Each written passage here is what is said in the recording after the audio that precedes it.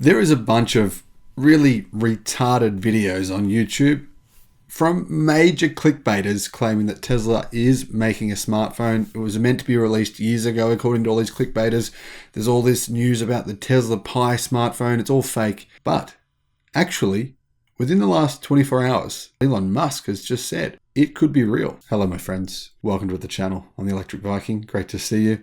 Welcome to all the new subscribers. Welcome back. Everyone else, thanks for tuning in. My name's Sam Evans and I'm coming to you from Melbourne in Australia.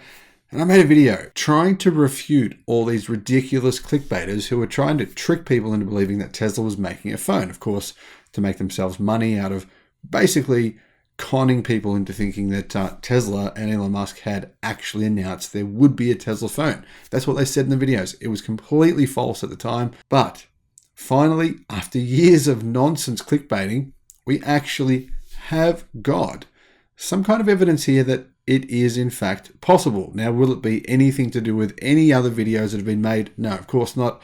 There's no information out there at all in terms of what this phone will be, what size it will be, what the display would be. There's no details. All of that stuff is completely fabricated, complete and pure fiction.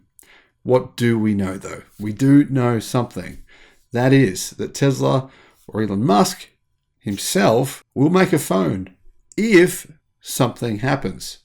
That is, if Twitter is banned from either Apple phones or from Google phones on the App Store, etc., then Tesla or Elon Musk himself will actually release a phone. But does that mean that they could be working on one now? It does. It's possible. NIO, you probably already know NIO, the electric car company from China, they are working on a phone right now. They've announced many details of that phone. Apparently that's going to come out within the next few months. Maybe Tesla are aware of what's going on there and they think that's a possible good idea to get money. And I mean, to be fair, it's working pretty well for Apple. I mean, Apple have more than $100 billion in cash sitting in the bank. They don't know what to do with it. So they tried to make a car. That didn't work. So they just spend it on stuff. No one knows what they spend it on because they don't know. They don't have a real plan on what they're spending their money on. That's one of the reasons I'm not invested in Apple, because I don't see how they actually have a 10-year plan for the future. What is it? Tell me what it is. Just bring out a new phone every year that's slightly different than the previous one. Doesn't really seem to be any direction since Steve Jobs passed away at the company. Companies like Tesla, for example, the reason I'm invested in Tesla is because they have a long-term plan for the future. The long-term plan is to produce 10 to 20 million cars from 2030 onwards, to produce autonomous driving, to have robotics, etc. I mean, they're actually planning for the future. Now, whether or not they pull off all those things, well, I don't think they will. I think they'll pull off some of them, not all of them. But the point is, if you don't have a plan, right, it's like having a ship without a captain. Where does it go? It doesn't go anywhere. It just sits in the harbor and goes around in circles. Nothing happens. That's where I think Apple are at right now. Whereas a company like Tesla, they actually have a plan. There's other car companies as well. There's other brands as well that have a long-term plan. And that's when I invest in something, I need to see the company is being ambitious, has set a series of goals, and is planning on actually delivering on those goals. So you can be a spruiker at a car company and say all kinds of things, but if you don't have a plan to put that in place, those plans will actually never eventuate. Speaking to the Washington Post, Alejandra Carabello, clinical instructor at Harvard Law's Cyber Law Clinic, called on Apple and Google to seriously consider the idea of kicking out Twitter from their app stores. Carabello argued that Musk's decisions on Twitter make the platform dangerous. Now, personally, I'm confused by that. I'm not sure what those dangerous decisions are. If you agree with that, let me know in the comments. If you don't agree, let me know as well. I think you guys know I'm a bit baffled by all the uproar and the controversy on Twitter. I don't really see the big deal here. I don't see anything having changed. In fact, it seems the same. All that seems to have changed here is that companies like General Motors got very scared. They're scared of Tesla, so they decided to no longer tweet. I mean, it's at their own loss, really. I don't see how that's benefiting them. It seems to me like that's a scarcity mindset. Other than that, I mean, what else has actually changed? Well, Twitter obviously have let go a lot of staff who probably weren't doing a whole lot. I mean, realistically, what's going on? How has Twitter changed since those staff have left? What services are missing? What are we missing out on now? I don't see any changes. I haven't heard of anything actually being affected since those firings have been made. Now, don't get me wrong, I'm sure some of those people are very valuable, very skillful, can do a great job at something somewhere, but maybe that company in that place isn't Twitter. Maybe people there had gotten a bit too comfortable. Like Google. There's a lot of staff there that apparently don't really do a lot. Here's what the Washington Post said. Apple and Google need to seriously start exploring booting Twitter off the App Store. Now, obviously, this could be to get clicks, to get people to listen to the Washington Post. Maybe no one reads it. I don't know. Americans, let me know. Do people read the Washington Post? They continued. What Musk is doing is existentially dangerous for various marginalized communities. It's like opening the gates of hell in terms of the havoc it will cause. People who engaged in direct targeted harassment can come back and engage in doxing, targeted harassment, vicious bullying, calls for violence, celebration of violence.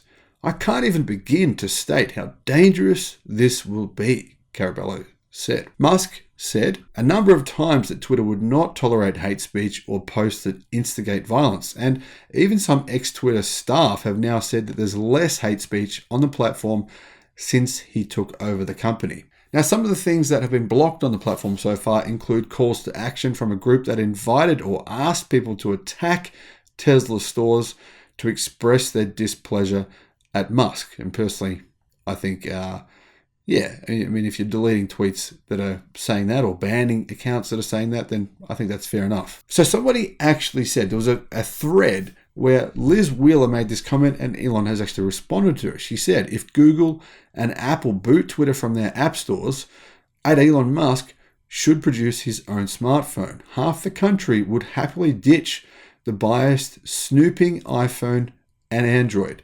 The man builds rockets to Mars. A silly little smartphone should be easy, right? And Musk said, I certainly hope it does not come to that. Yes, if there is no other choice, I will make an alternative phone. So clearly, it's actually not really that serious. He's saying if there is no other choice, I will make an alternative phone. Clearly, Tesla haven't actually developed a phone.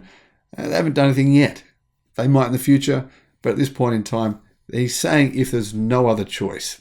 So I'm not confident that Tesla or Elon Musk plan on making a phone at any point, at least in the next 5 years. Could they do it easily? I think they actually should. And I've said this in my previous video. The reason is, really, how much does Apple do, right, with the iPhone? They don't make it. They don't make the phones. Samsung, do they make their own phones? Foxconn make phones for iPhone, for Apple, right?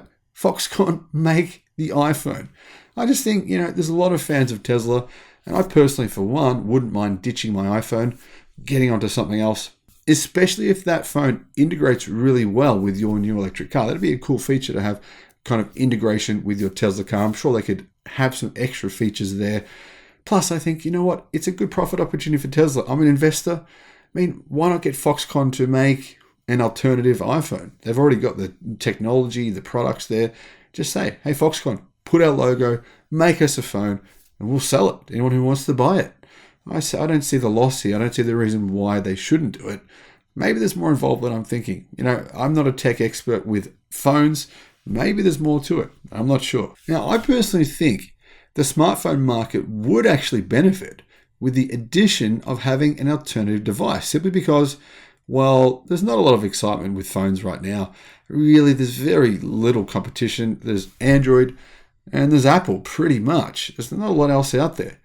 It'd be good to shake up the status quo, change things a bit, force innovation. Tesla has a way of doing that, forcing companies to change, to improve their products. Think about this, put it this way, right? If we never saw the Model S, the Model X, or the Model 3, or the Model Y, then would all these legacy automakers be making compelling electric cars? Some of them are now. The Hyundai Ioniq 5 or the Kia EV6. For example, would those cars exist if Tesla hadn't have gone and done what they did? Probably not. They might have existed into the future some point in time, but I don't think they'd be here today. So that's what happens. Disruption causes innovation. And what really happens as a result of that is we benefit as customers. We get a better product at cheaper prices. Think about how good a Nokia phone was 20 years ago. We've come a long way. And the truth is, the price hasn't actually increased. You can get right now an iPhone 11 for what, like 500, less than 500 US dollars. Think about how much better that phone is compared to the phones that we had 10, 20, 30 years ago. We've come a long way, and products are getting better because there's more competition, there's more innovation. So another entrant to the market, in my view, would be a good thing, not only for consumers, but also for shareholders of Tesla. As we see, Apple have made a boatload of money selling iPhones that are really not that compelling. I mean, they're okay, but they don't offer some sort of amazing technological advantage that drives the reason for people buying them. It's really more about one thing, the brand. And Tesla have the brand. They should use it to make a phone. Are they going to? No idea. But I'm pretty confident there's nothing being developed right now. Thanks for watching. Bye-bye.